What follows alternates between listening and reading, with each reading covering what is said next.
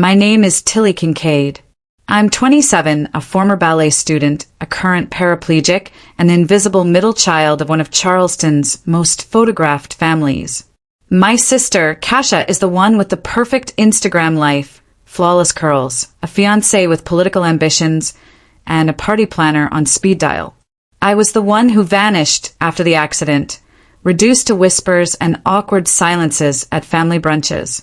Ever since the crash, I felt like the family smudge on an otherwise pristine portrait, the kind you crop out before posting. But I showed up to her engagement party anyway, wheeled into a garden full of pastel lies, determined to smile through the sting. I never imagined that 5 hours later, she'd drag me out of my chair and into a $10,000 champagne tower, or that someone had been watching us all along. The gravel crunched beneath my wheels. Magnolia petals fluttered overhead like confetti. Everything smelled like money and curated joy. Charleston heat clung to silk and skin. Southern charm on display. Bow ties, sundresses, champagne fountains. Somewhere nearby, someone played a soft jazz cover of Bittersweet Symphony. I wasn't invited. Kasia didn't say the words outright. She just didn't reply. No RSVP. No call. No yes come. But the party was in the papers. Online. Her PR girl tagged every flower. I knew the time. The place. And I refused to disappear. A server brushed past. Sorry, ma'am, he said, not even looking at me. The tray of macarons trembled. One slipped, hit the ground. My will rolled through it. Berry jam, smeared like blood. Welcome home, Tilly. Kasia stood by the hedge arch, bathed in honeyed light, every strand of hair curled to perfection. Greg, her fiancé, leaned in to whisper something. She laughed. Camera clicked. Perfection. My black wheelchair cut through the crowd like a scratch on vinyl. Kasia spotted me. Her smile tightened by 0.5 millimeter. Tilly, she said, voice high, polite, hollow. You came. I wasn't sure if I'd fit the aesthetic. Lips curved upward. Eyes stayed cold. No worries. We'll crop around you. My parents hovered near the bar.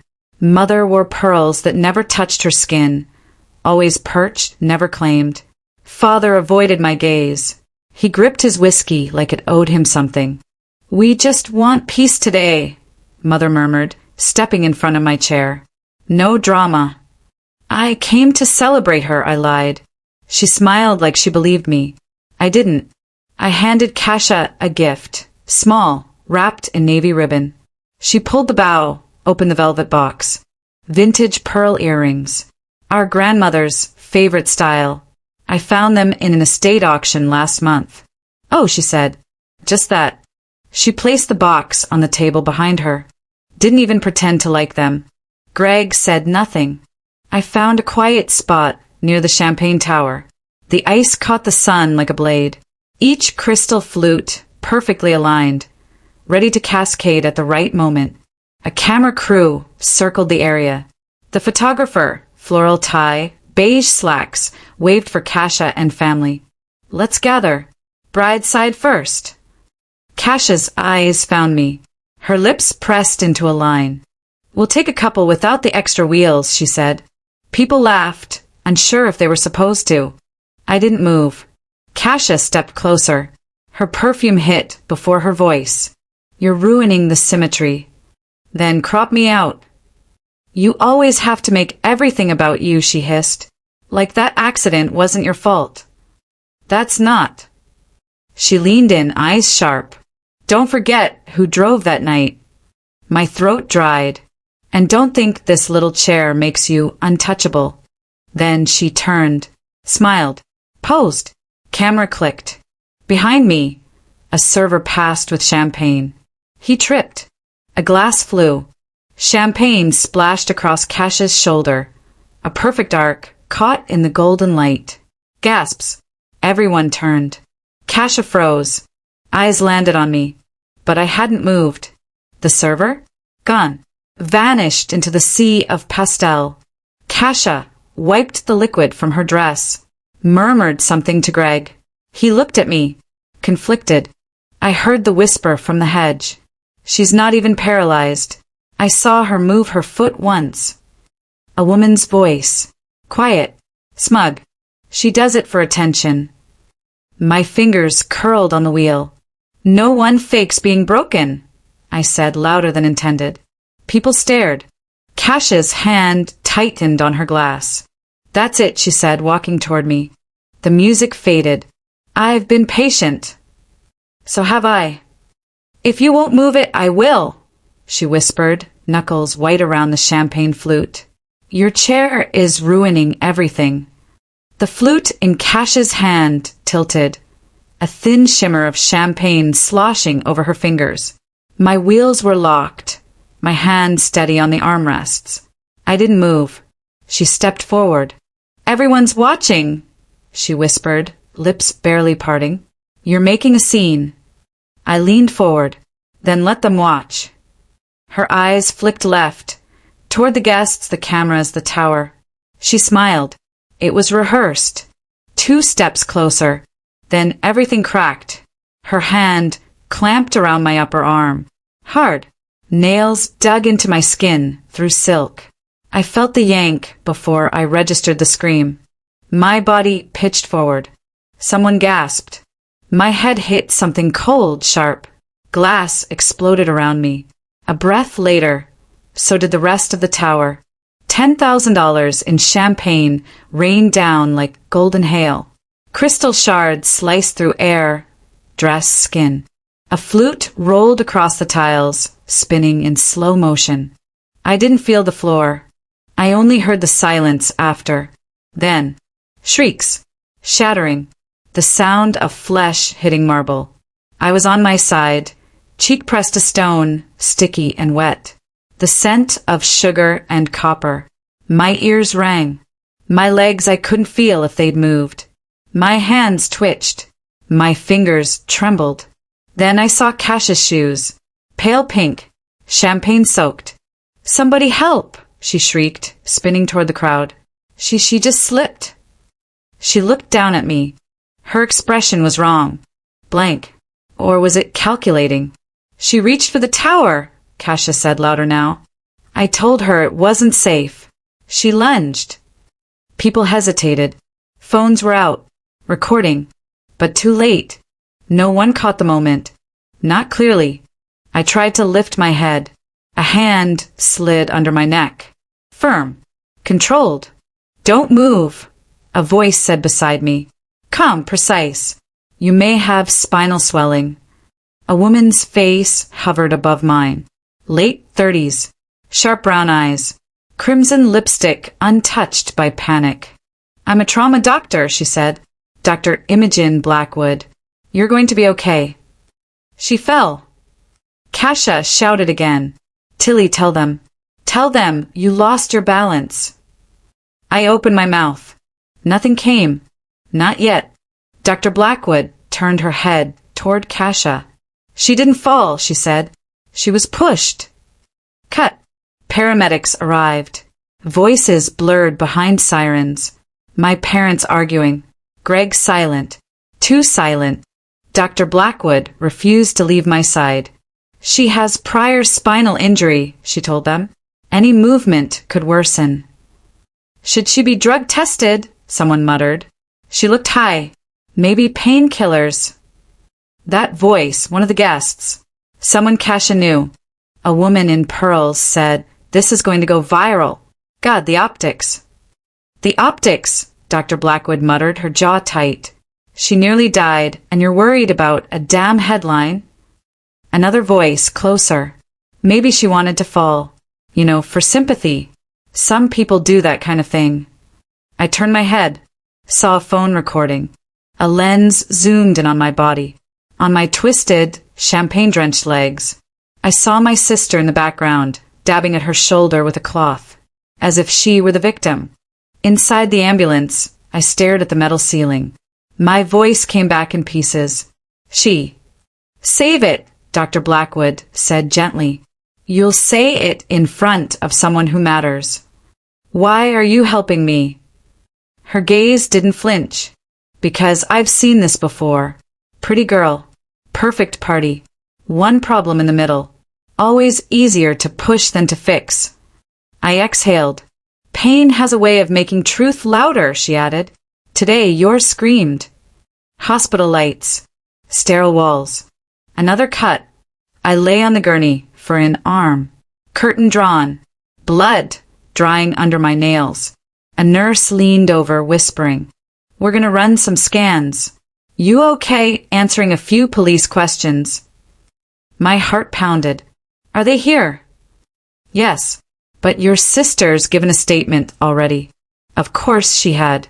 And what did she say? The nurse hesitated. She said you grabbed her, that you fell on purpose. She seemed upset. Upset. Not guilty. Not shaken. Not sorry. I looked down at my lap. Drenched fabric. Scraped skin. A line of glass cut just above my knee, still bleeding. I gritted my teeth.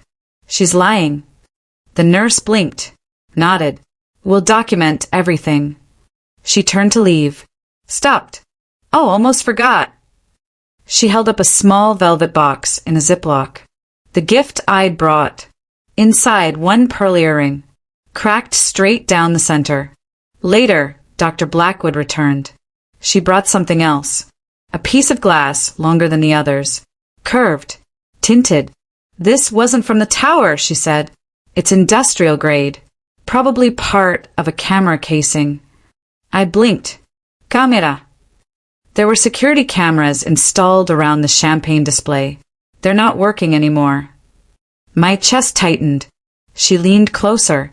I think someone smashed the casing before you were pulled. Slow. Cold. Calculated. Someone planned this.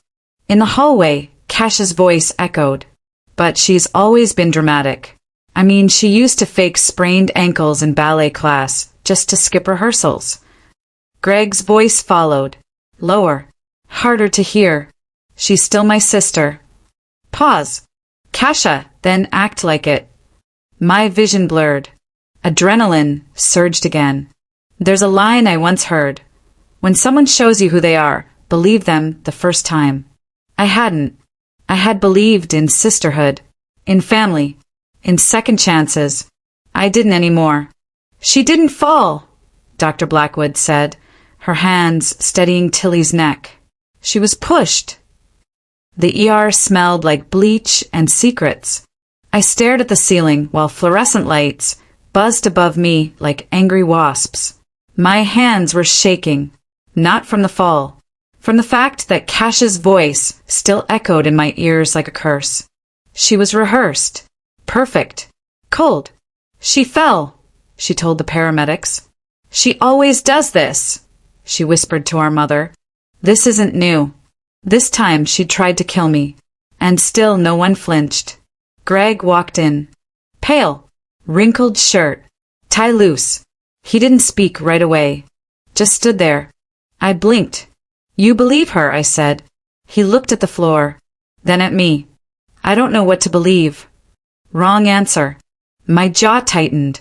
He pulled something from his blazer pocket and dropped it on the tray beside me. A folded piece of paper. Thick. Ivory. Embossed. The party invitation. But this one had something written across the top in silver pen. If she shows up in that hideous chair, it read, just smile through it. Cash's handwriting. My stomach turned. The nurse entered. She was young, brisk, but kind. Her eyes lingered on my arms, the bruising. Scans clear. Nothing new broken. But you'll bruise bad. Real bad. She paused, pulled something from a small paper bag. I thought you might want this back. It was the velvet box. Inside, the cracked pearl earring. One was found under the glass. The other we couldn't locate. I gave them to her, I muttered. She nodded. She said she never saw them. Of course she did. Lies are easier than apologies. Outside the curtain, someone coughed.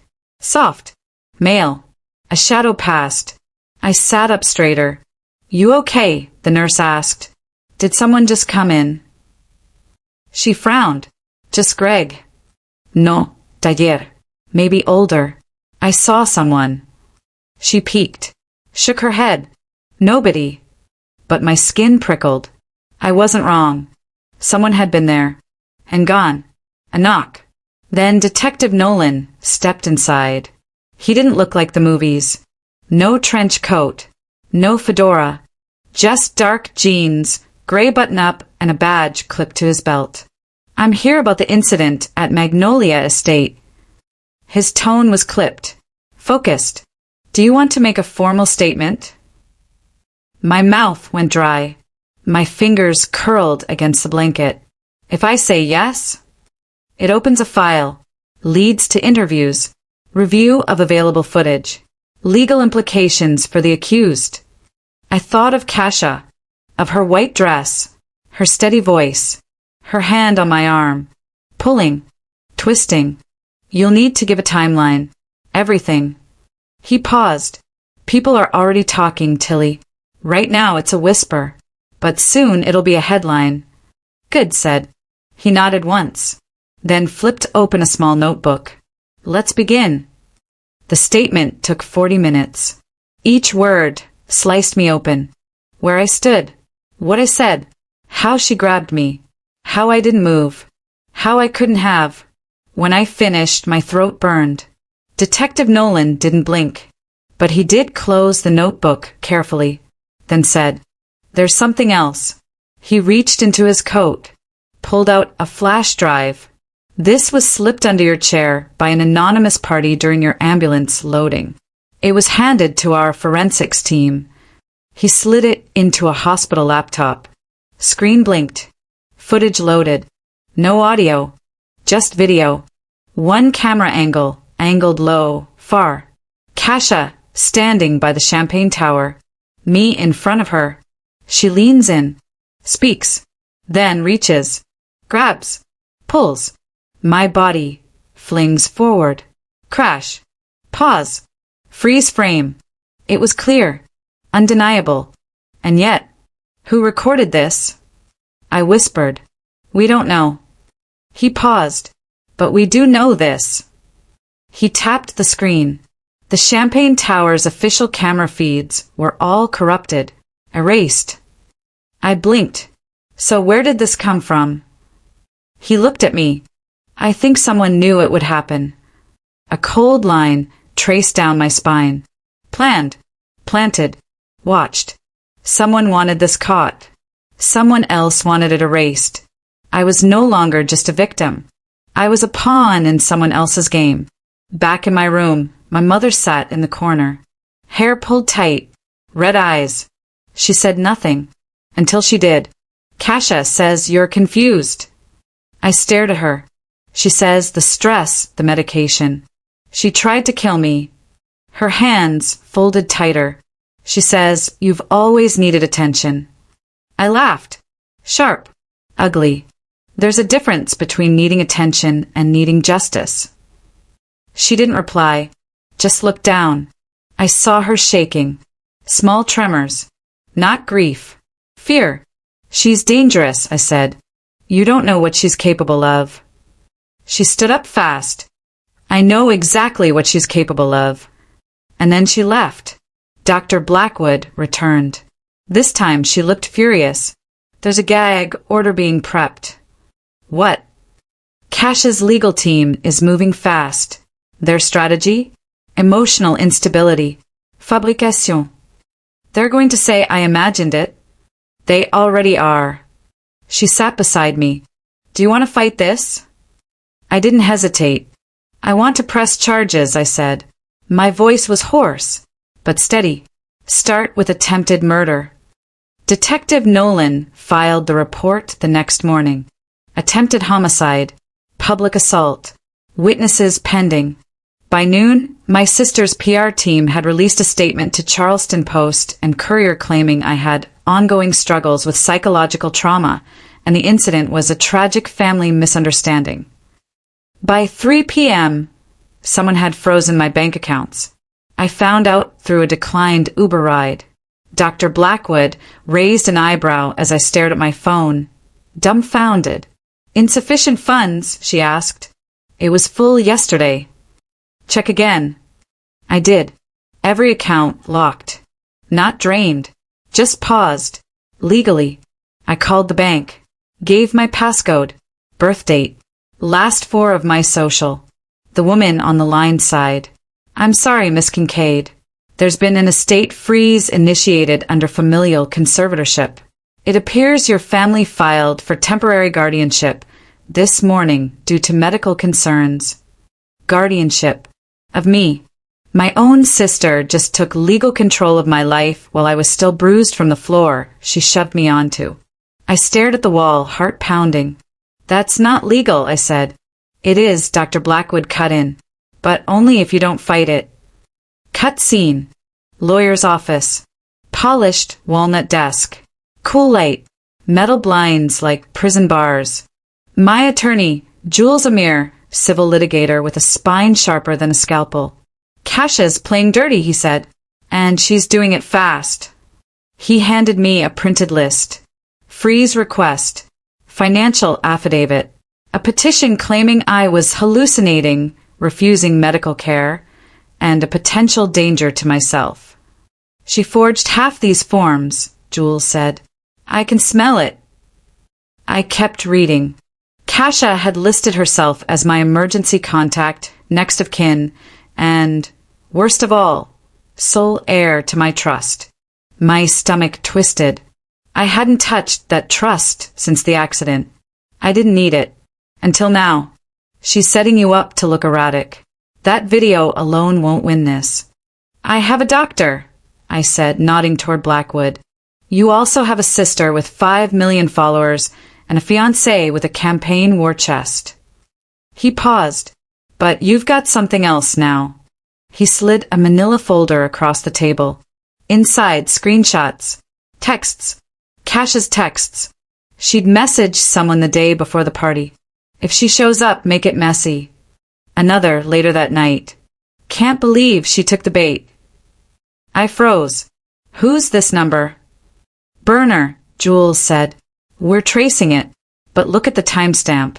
Ite provas inten. And how'd we get this? Jules smiled faintly. Anonymous source. Same one who dropped that footage. My pulse thudded. Someone's helping me.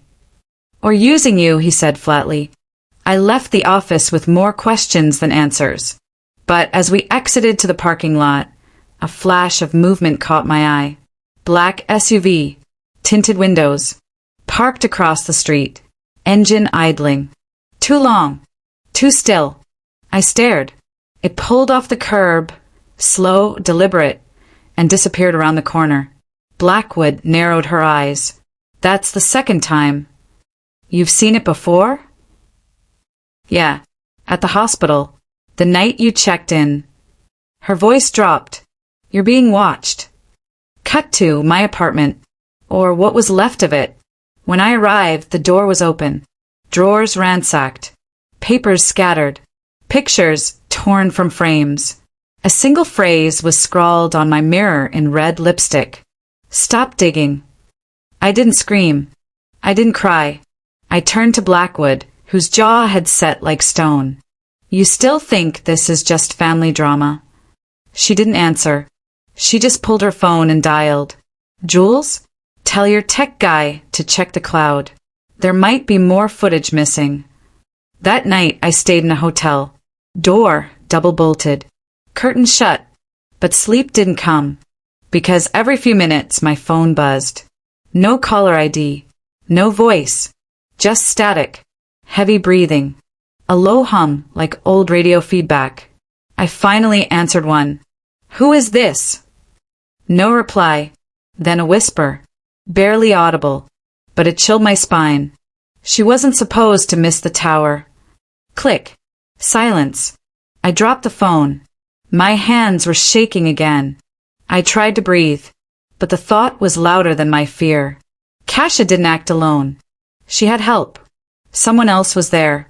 And that someone just confirmed what I was terrified to admit. I was never the target. The folder sat heavy in my lap. Cold. Paper weight pressing into my skirt. Inside, more than papers. Evidence. Cash's texts. Time-stamped. Clear. If she shows up, make it messy. Another. Can't believe she took the bait. I read them again. Then again. Someone wanted chaos. Jules Amir, my lawyer, drummed his fingers. See this? He tapped the lines. Premeditation. That phrase, make it messy, that kills the innocent by accident story. He closed the folder fast. Now we fight back. I exhaled slow. I'm ready, I said. Back outside. Sunlight cracked through the blinds like shattered glass. I winced. You might think I'll be careful now. I won't. Because when someone tries to silence your truth, you scream harder. My phone buzzed. No caller ID. Static. Heavy breathing. I didn't pick up. That night, I changed hotel rooms 3 times. Each time lock. Chain. Do not disturb sign. Still I felt eyes on me. The next morning, Dr. Blackwood sent me a location. Magnolia Estate, the old greenhouse near the East Wing. Locked up, supposedly abandoned after renovations. She didn't say why. She just sent the address. I rolled there, wheels humming over cracked asphalt. The greenhouse door was ajar. Light seeped through, gray diffused. Inside, dust motes dancing in shafts of late morning sun. Broken glass, mirrors, debris. On the floor, a black USB drive. It lay next to a shattered pane. Cinematic. Symbolic. I picked it up with gloved fingers. Heart pounding so loud I thought it might burst. Cut. Back at Jules' office. He plugged the drive. Files. Video. Raw. Unedited. Angle. Behind the champagne tower. Low. Hidden. It captured everything. My sister's hand clasping my arm. Me tilting forward. Glass shards flying. No muffled audio. No screams. Just the silence of betrayal. Freeze frame. He pressed export. A copy zipped straight to Detective Nolan's secure evidence folder. Jules leaned back. Eyes dark. Now, he said, we call in forensics expert to confirm timestamps metadata. Isaac Holt is clean. Doesn't cross wires with the defense. I clenched my fists tight. Blood pulsed under skin. I thought of a line once whispered at me. The truth doesn't hide, it hunts. Today it came hunting. I left the office in a blur. Rain had started. Soft, then heavier. In the parking lot, tires screeched behind me. A sleek SUV. Black. Mirrors tinted. Engine idling. My breath locked. The driver stepped out. Tall. Broad shoulders. Head down. Hood up. I wheeled faster. He did too, matching speed. Wet asphalt. Rain-slick neon. Light glinted off raindrops. He lifted his hand, something in it. A flash. A moment of panic. Then the SUV peeled away. I didn't look back. Inside the small cafe across the street, Jules opened the local news live stream. Breaking. Charlestonian stunned after engagement party incident. Victim claims assault. Bride side denies wrongdoing. Investigation ongoing. Cash's face filled the screen. Pressed lips. She said something about family misunderstanding. I shut my eyes. Then I spoke, soft loud enough. She didn't act alone. Night came with thunder. At the hotel door, a note taped in red lipstick. Stop digging. No name. No signature. Just threat.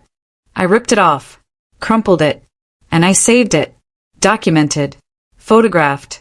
Next morning, Detective Nolan called. Good news, he said. We got a match on the fingerprint from the USB drive. It belongs to someone in Cash's circle. Not staff. Not vendor. Someone close. That someone earned a warrant. Arrest looming. You ready for this, Miss Kincaid? I was. But then I thought of my mother. My father. Their faces when I first woke. Their silence. And I felt cold. At dusk, I returned to the greenhouse. Neon sign from a nearby club flickered through the broken windows. Rain dripped from leaves. The air smelled of wet earth and regret. I wheeled into the greenhouse again. Mirrors cracked. Light fractured. I uncovered a small safe built into a concrete wall. Thick, hidden, locked, but not for long.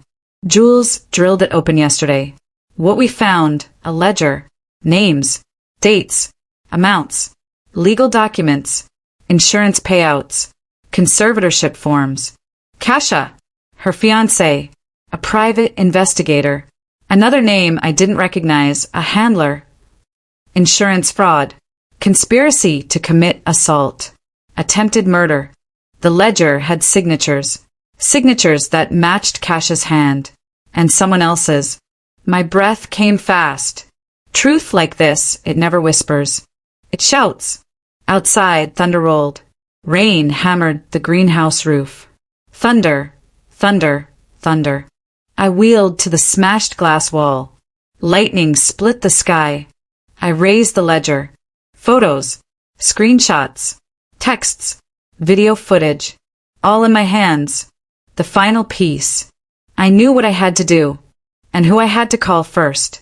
They didn't just plan to silence me. They planned to erase me. The courtroom doors clicked open like a trap, snapping shut. Flashbulbs exploded outside. Reporters jostled. Microphones thrust forward. The world was waiting. Kasia's heels echoed as she walked to the dock. Her white dress hung limp, stained dark where champagne had soaked, now a memory. Eyes wide, lips pale. She didn't meet mine. She couldn't. I settled into the spectator bench. Dr. Blackwood at my side. My lawyer Jules behind me. The judge read the charges. Attempted murder. Conspiracy. Insurance fraud. Evidence tampering. The ledger. The hidden footage. The fingerprints on the USB. The phone records. We had them all. Kasia's face drained. Her fiancé's suit stiff. The gallery buzzed. The bailiff lowered the hammer. Guilty on all counts. Cheer erupted from some corners. Shock from others. But I stayed silent. My breath slow. My pulse steady. They led her away. Handcuffed. Head down. Outside, cameras flashed. I refused to look. Because I didn't need their approval. I just needed to stay alive. Later, I rolled into the greenhouse one last time. Rain had softened the glass roof overhead, water dripping in slow taps. The broken windows yawned. Under neon streetlight, the shards glinted like tears. I picked up a fragment, thin, jagged, sharp at the edge. I turned it in my hand. Truth, I whispered, is never gentle. I dropped the piece. It clinked on concrete. I wheeled forward toward a small safe built into the wall. Once sealed tight. Once full of dark deals. Now empty. I closed the door, locked it. Turned the key twice. The ledger inside. Names crossed out. Signatures nullified. Evidence laid bare. Justice served. Back in a compact beach apartment, waves crashing outside. Light from the ocean filtered through wide windows. My wheelchair sat waiting on the balcony, black and matte, but no longer a mark of shame. A symbol, a survivor. Dr. Blackwood visited on Friday. She handed me a manila envelope. Inside, a check with restitution funds. Enough to cover medical bills, therapy, new wheelchair modifications. I wanted you to have a choice, she said, her voice soft but firm. I looked at her, hard, grateful. I want more than survival, I said. I want living. Her lips curved gently. Then go live. Months passed. News faded. Kasia's name sank beneath social media algorithms. Her fiancé vanished from headlines. Her parents sold the old house under a cloud of scandal. I kept the pearls, the ones she'd rejected. One cracked, the other intact, still full and snug. I set them on the balcony rail. The sea wind tugged gently. A friend once said, "Only the broken pieces reflect light better." I didn't know then that she was right. At dawn, I wheeled down to the shore. Sand cold under the tires, salt sharp in the air.